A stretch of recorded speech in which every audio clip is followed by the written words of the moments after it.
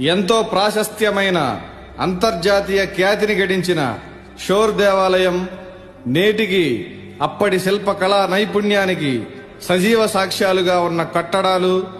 కాంచీలో అనేక దేవాలయాలను నరసింహవర్మన్ నిర్మించాడు. ప్రపంచానికి ఆత్మరక్షణ కళని నేర్పిన బోధిధర్ముడు పల్లవరాజులలో ప్రశస్తనీయుడు. పల్లవ రాజ్యం నుండి చైనా వెళ్లి కష్టాలు పడుతున్న జనాలకు ఓదార్పును కుంగ్ఫూను నేర్పించి వారి గుండెల్లో చిరస్థాయిగా నిలిచిపోయాడు. పల్లవులు స్వతహాగా హిందూ మతాభిమానులు. హిందూ మత అభివృద్ధి కోసం, ధర్మ పరిరక్షణ కోసం ఎనలేని కృషి చేశారు.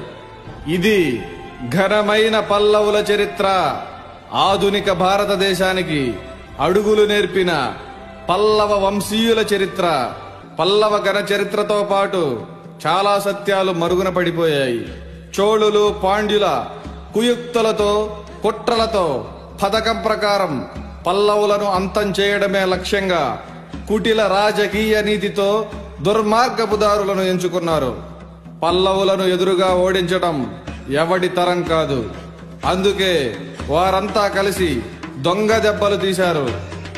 పల్లవులు నిర్మించిన అనేక నగరాలను, కట్టడాలను, ఆలయాలను వారి ఘనతగా